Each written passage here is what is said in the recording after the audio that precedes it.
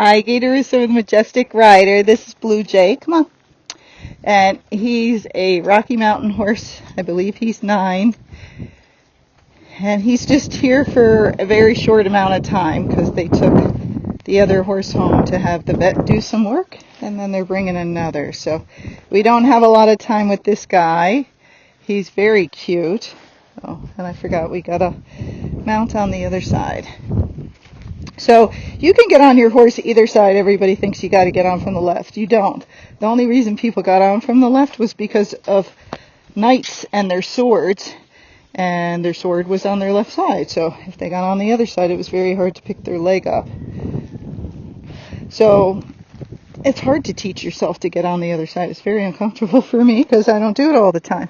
But we should. You should be able to get on either side just in case when you're on the trail there's a cliff or something. And it's good for the horse. Everybody does stuff on their left side and not on the right, so a lot of horses tend to be spooky on the right side just because of that. Alright, so what is this guy's issue? So one, he's heavy on his forehand. He's heavy on the bit. He's pulling on it right now. And a lot of gaited horses are like that. They're traveling heavy. And if they travel heavy and they're a little pacey, which he is, that can make him trippy. So any horse that's leaning down on the bit, pulling you forward, or just carries its head very low, that's usually one that's heavy on the forehand, and the forehand is their front end. So what we're trying to do is lighten that front end by bending him, and when he pulls on the bit, I hold. If that doesn't work, when he pulls on the bit, I slide the bit so he can't lean on it. So we're trying to teach him, don't lean on the bit. Now, when you have multiple people riding the horse, which I think this is what's going on with this horse, is he's like a guest horse, everybody's got to know what to do, because even if you ride it correctly all the time and one person rides it once a week wrong, it will confuse the horse. So he's not bending very well, so he could use more arena work.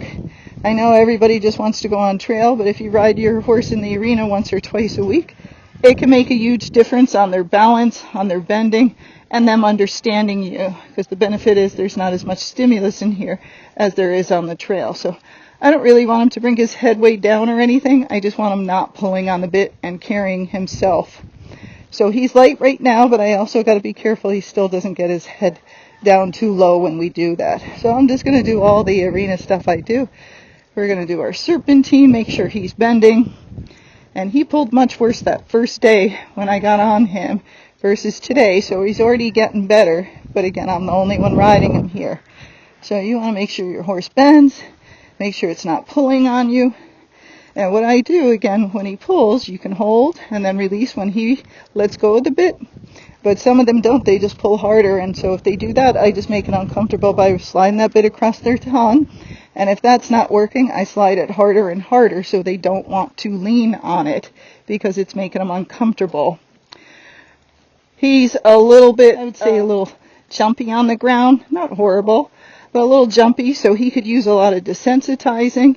Even though he's good under saddle, he could use a lot of desensitizing on the ground with, tarps and things of that nature. He could use a lot of just things around him so he gets used to them, okay?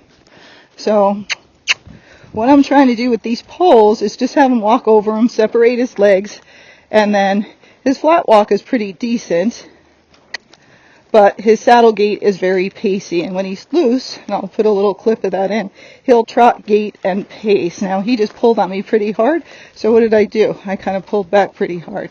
Now, the other thing you might notice is that he has something by his mouth. That's because another horse bit him, so that's a cut that's healing. And then he has a mylar bit in his mouth, and the reason I'm using that is it helps to get their head down, which he does okay, but it's going to make it easier because with a snaffle, I'm going to have to pull pretty hard when he's yanking down on me. So it gives me some strength. Everybody fights over bits, but as women, we're not as strong as men. And a lot of you are not great with your hands and don't know how to use them to get the horse's head down and things. So using a bit that's mild, but a shank can help you have control. It can give you more power. And it can give you more safety. So when you pull back, the horse actually responds if you're really weak. So he keeps going slow and then fast. They didn't want me to ride him with a stick, I think, because maybe he's scared of sticks, but I would highly recommend getting this horse used to sticks because it would help to get his gait, and it will help when you're teaching him stuff in the arena to back up your leg when they're confused and you're doing turns of that nature. So when they're pacey like him, the shoulder in, the leg yield, all those things are very important, and they're going to help. Okay?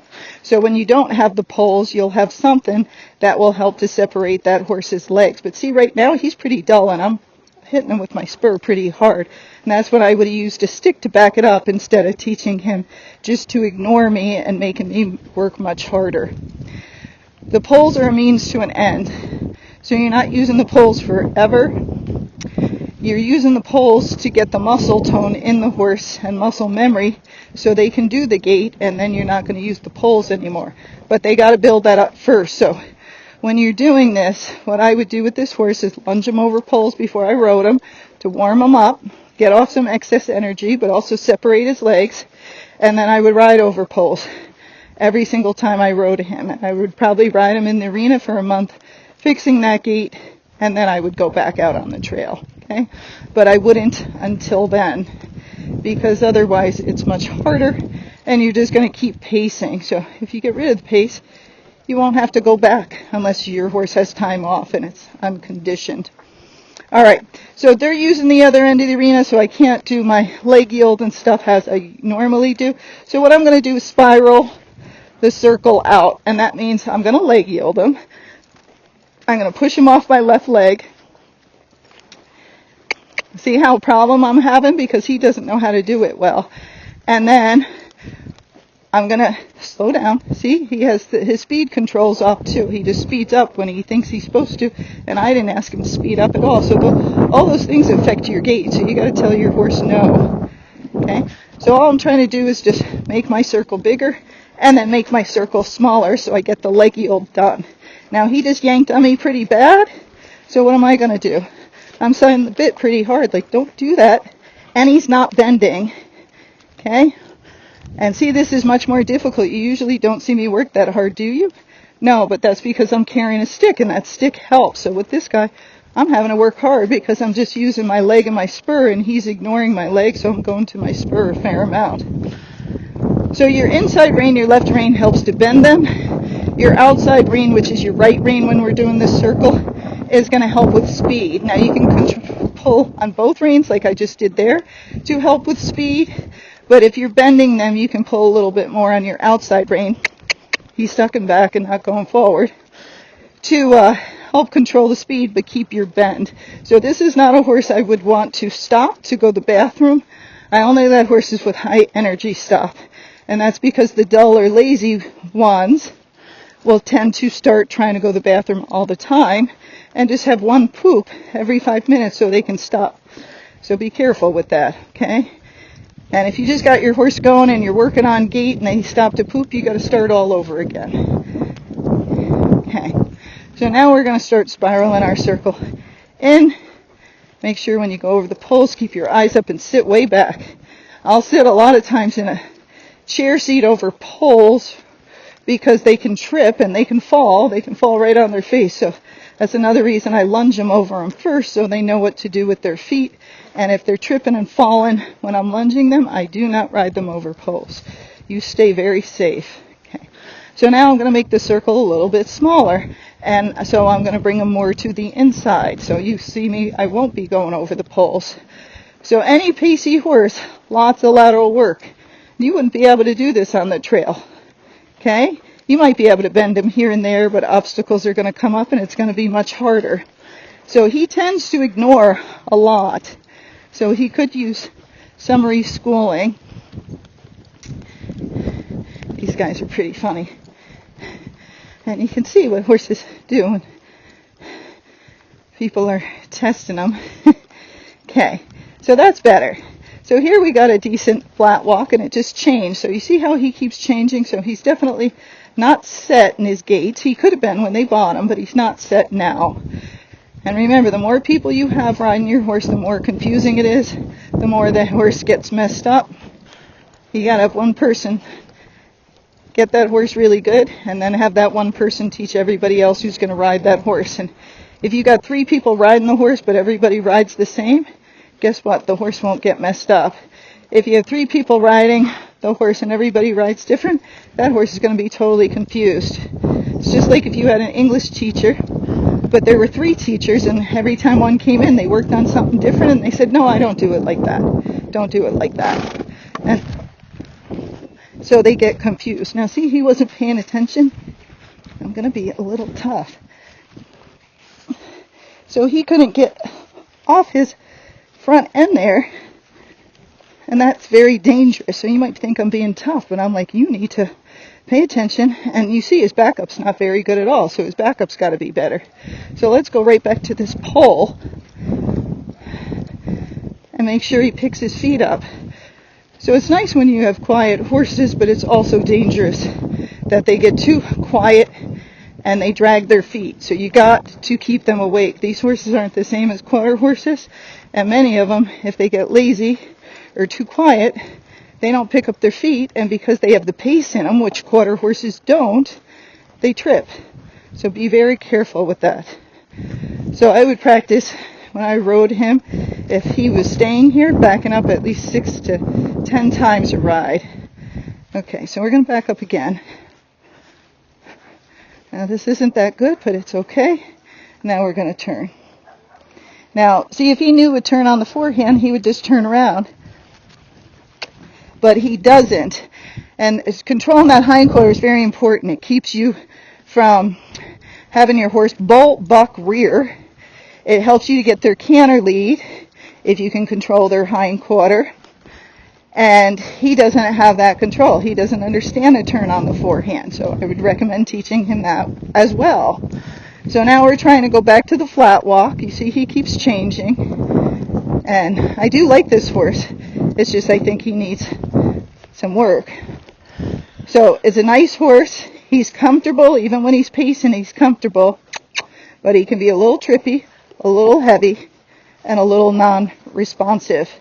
So you got to be a little bit tougher. And sometimes people don't want to do that, and they feel bad. And I go, well, the day he falls with you and you get hurt, remember, you didn't want to be tougher with him. So you have to take responsibility. It's like not teaching your kid rules, and then they do something. You're like, wow, I wonder why he did that. That was bad. Now he's in jail. Well, you got to teach him. You got to give him rules. You got to give him consequences. And I know many people don't, and they're probably turning the video off right I'm saying this. They're like, I'm not listening to her. With all animals, there's consequences of things that happen. And if you watch them in nature, they're very good at controlling their own herds. If one's causing chaos, that animal gets kicked out. If one's causing danger, that animal kicks out. Sometimes they kill them. So that's how they keep everything in order. So now I'm getting, because you might be like, well, he reached over, but he's still got to pay attention to his feet. So I got to make something important, because again, I don't have the stick, and I'm going to keep complaining about that. But of course I told owner, sure, I could do it without the stick, but see, now it's annoying me. So if they're afraid of something, I just get them used to it, and then I use it all the time. So now he's a little bit more awake, but this is one I'd be afraid to let him go on a loose rein. Now, you might think, well, or maybe he's never tripped on the trail, but this is one that could definitely trip. And I've had enough tripping horses, I can feel the trippers usually as soon as I get on them. I can feel the ones that don't pay attention. You got to keep them wide awake the whole time and take breaks when they're tired. You don't want to risk it.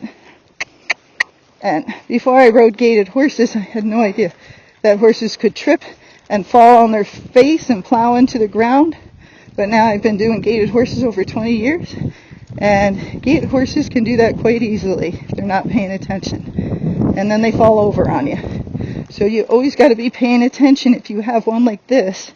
And again, if they're pacey, I start trying to get them to trot over poles all the time when I have them on the lunge line. Because the more I trot, I get into them, the better balanced they are. And the better they use their feet. Okay. So not bad for a flat walk, just not the same speed. There he's pulling on me. Now he's not bending. You see me with the spur? And look what he's doing. Instead of moving away from the spur, he's moving into it. So he just doesn't understand. And lots of people, when they have gift horse, they go, oh, it's okay. Don't worry about it. It's not okay if they fall on somebody. And everybody needs to learn how to ride. There's so many people that are just passengers borrowing people's horses, and I'm like, you're ruining their horse. If they're going to borrow your horse, they need to learn how to ride. Would you let them borrow your car and then bring it back with dents in it, and they didn't change the oil and the engine's freezed up? Because that's what they're doing with your horse. So make them learn how to ride. Otherwise, let them get their own horse, and they can ruin that one, but not yours. That's my advice. Okay, so for video purposes wise, we're going to stop the flat walk. Normally I would do more. See how he didn't respond when I pulled on the reins? See how I'm leaning back? So when you're small like me, you got to get power. And you're not going to get the power with your arms. Even though I lift weights and I'm stronger, it's not going to give me all the power I need. He's short, but he's still probably 900 pounds. So I got to put enough pull on him, and that's why I use my back and then my arms. And then he also feels me go back, so in time when I just sit back, he'll back up. So let's test him. Whoa. Back. Look at that. So just doing it hard a couple of times, and there he forgot, but much better. So now I can let go a little bit. So don't let your horse lean on you. You cannot hold them up. It's just impossible unless you're Hercules. Okay, so I'm going to give him a break for a minute. He just walked away. Don't let him do that either. You give him a break and put him on a loose rein, they need to stand. If he walks away again, I'm going to double what I just did. If he walked away again, I'm going to triple it. He's like, don't walk away. All right. So now we're going to go to saddle gaiting. So normally I would warm up more, but again, I'm trying to make the video too long. I know I make lots of long ones. So what we're going to do is go over these poles. Now he's Pacey, and I would normally tilt a little bit forward to see if it would help him by freeing up his back, but not when I'm going over these poles, because he might trip, and if I'm like this, boom, Gaye goes falling. So I'm going to sit back. I'm going to bend him, keep his head kind of neutral, and then we'll see how he does. Okay? But when I tried his gait before, actually I'll do his gait without the pole so you can see. He's step pacey. It's not a horrible step pace. It's pretty comfortable, but he could be so much smoother. And again, he has trot in him, so I just know I got to get a little bit more on that trotty side, which means going towards square part of their gait, which makes them more comfortable. And to do that, all I have to do is get 1 to 2 seconds of more leg separation. It's very windy here, so, and the microphone always has problems. So to do that, again, the poles will help, and the shoulder in will help, and the leg yielding, the spiraling in, spiral out. So we're going to stay in a circle, and here we go. Okay, so we're going to go forward. He already just pulled on me right there. So I'm going to hold. I'm going to get a little bend out of him. And then once I feel he's bending, then I'm going to release a little bit. Okay, but he likes to lean in. All right, so this is our flat walk with him without the poles. So again,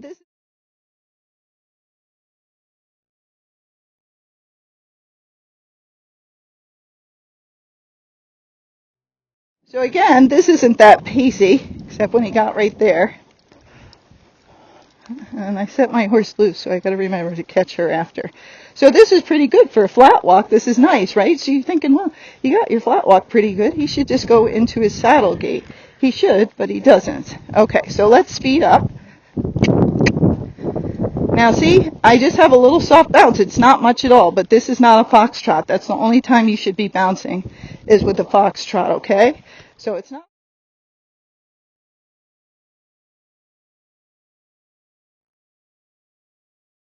So it's not a foxtrot. I know that. And you can look at the shadow. If you can't tell, look at their shadow. You can see their legs moving together.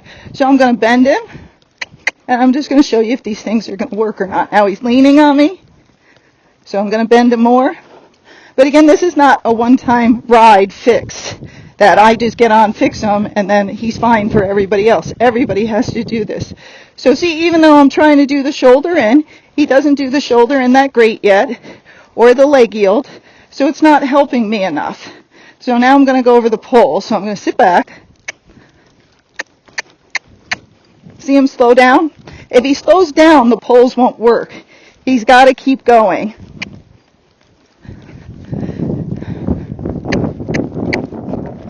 So it's not just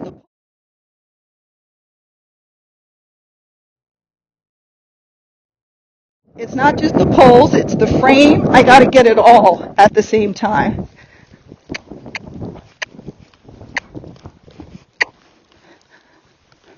Better. Oh, whoa.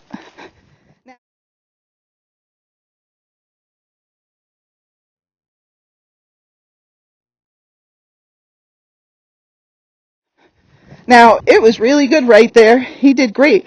But when I wanted him to stop so he would know, he just kept going. I pulled on the reins, and he's like, reins mean go.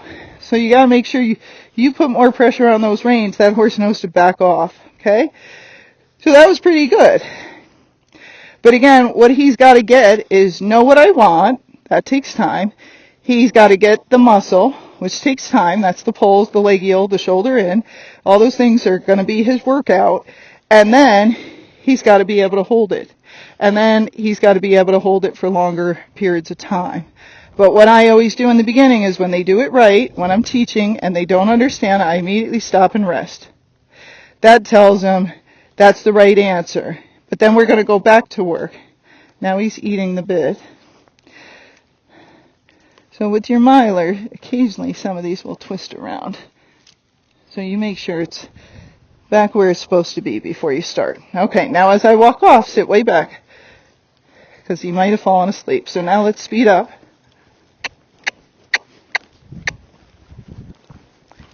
Now he pulled on me. My reins are a little long, but I'll get that in a minute. Now I'm going to skip the 3 pulls over here because they're in a row and that's pretty hard. Now it's better. It's not as bouncy, but he's still step pacey. And you see he stopped there to get over it because he's like, it's much easier to stop than separate my legs. So you got to keep him going. Now it's better, but it's still not good enough. Here it's better. I got to get more bend out of him to separate those legs more. Okay, now let's try going straight without the pulse and see what happens. So I got to get the bend. He's got to move his hindquarter over a little more because he's not separating his shoulders from his hindquarters enough.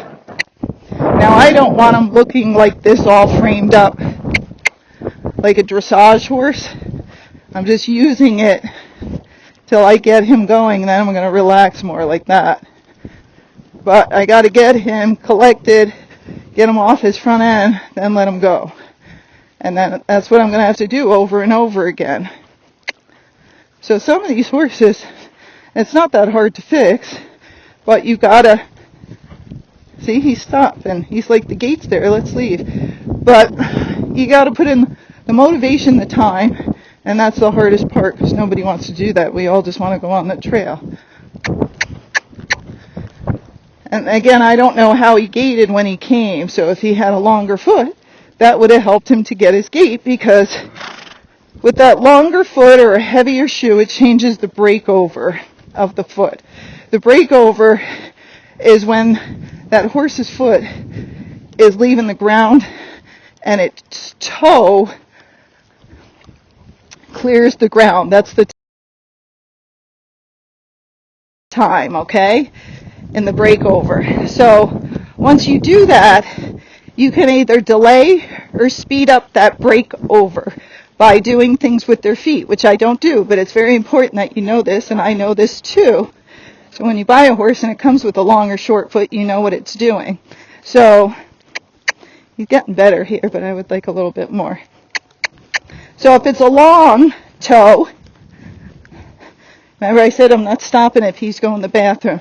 If it's a long toe, they have to clear more, so they'll usually hold it up in the air higher, so you'll get a little bit more action out of them. And it doesn't speed up the footfall, it slows it down. So if your horse is pacey and you get a long foot, it's gonna help you to get that horse's hind leg down on the ground before the front foot hits. So if the breakover is at the same time, both feet will hit the ground at the same time if it's pacey. If you change the breakover in that front foot and delay it, the back foot will hit the ground first and then the front foot. So it's tricks of the trades that people do because nobody wants to put the time in and teach the horses right, and it's so much easier, and maybe they want to have more lift in that horse's leg, or maybe that horse is a tripper and that's all they can do. So sometimes there are better reasons. So this is better. Now, again, because he's lateral, which means more towards the pace, his leg separation isn't going to be as much as a horse that's just trotty, like Bender. Okay? Good boy.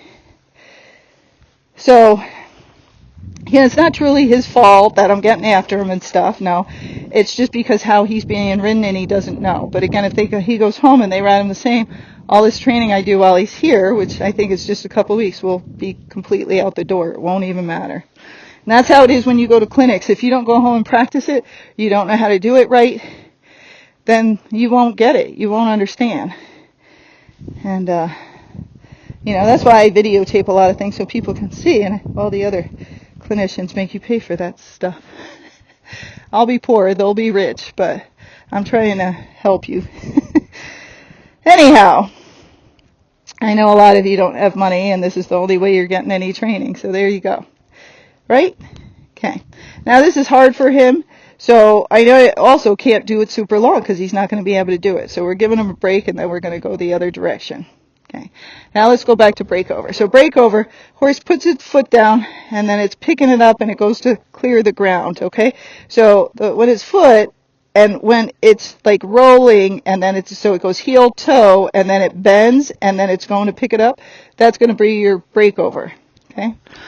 Now, if you make a long foot, it slows it down.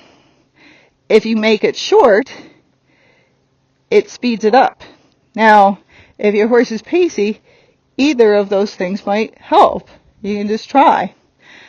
If you shorten that toe up, it's going to help if your horse is a tripper. If you roll the toe, rocker the shoe, or put a square shoe on, it will help that breakover to be faster and get that foot kind of out of the way. So you might see a horse come with a short foot or a long foot, but they're basically what most people do is if it's pacey, they put a long foot in the front. If it's trotty, they put a long foot in the back. Then they tell you they couldn't shoe it before it's shipped, but that's not right. That's why they did it. And then when you go barefoot or change its feet and its angles, it's not gaiting anymore, and then you have to teach it naturally what to do. Okay, so let's try our turn on the forehand. Better this time. Not great, but better. Okay, good boy. So we're going to start out warming him back up to make sure he's awake at his flat walk. He's leaning a little bit on the bit. He's getting heavy. So again, you never want them heavy. So even right now, he's pulling on me. So I'm pushing with my right leg.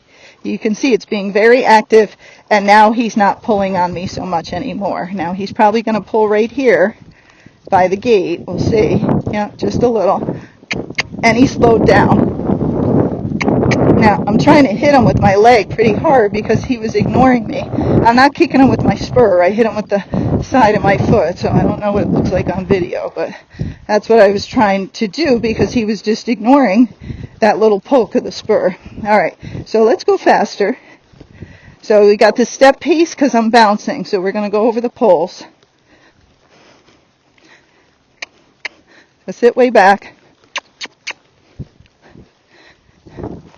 Now again, the only reason I'm getting in that chair seat is because he's trippy.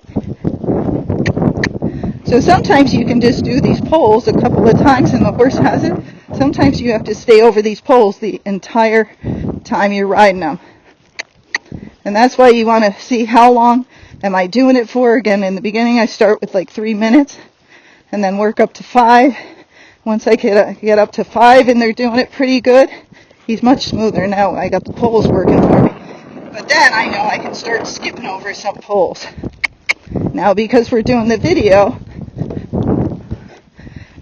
we're going to start skipping poles now, and I'm just going to try my leg yield and the shoulder in. So you'll see immediately got step pacey as I went away from the poles. Not bad, but enough. So here I'm trying to go sideways and forward. That's better. So now I can let go a little. But again, I'm going to have to keep picking him up because he's not strong enough to hold this yet and not do his step pace. He's like, the step pace is very easy for me, so I'll do that all day for you, Gaye. But if you want this other thing, you got to help me. So I got to help him know what to do. I'm holding and pushing with my leg, and when I feel it smooth out, then I released him. But did you see?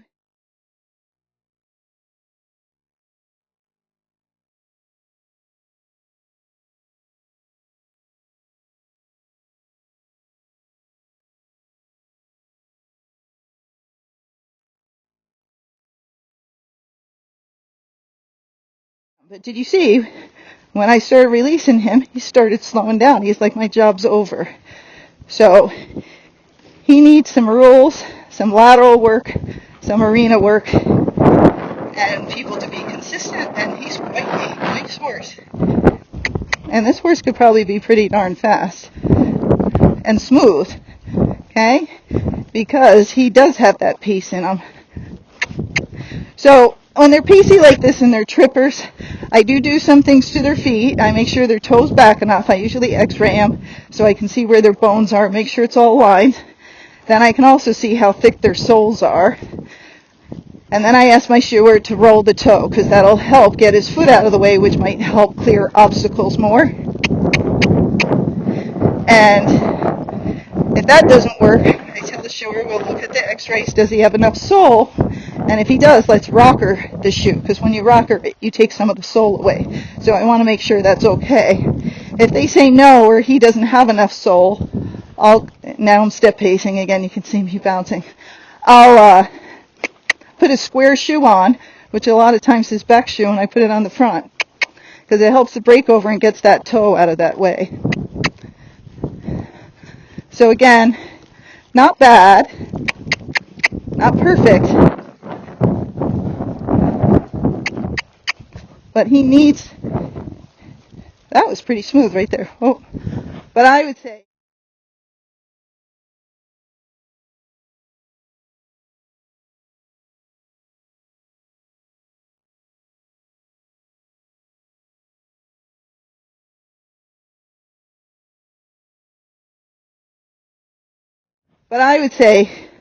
a month of gaiting training would make a big difference, and then gaiting training for everybody who's riding him would also help a lot. Okay, so that's Blue Jay here, adorable horse, just needs some work like they all do, and then he'd be quite nice. But remember, some of the things help you and hurt you, and that's why I'm always carrying a stick and spur, so it's there for backup. I might have them on forever, but I only usually use them in the beginning.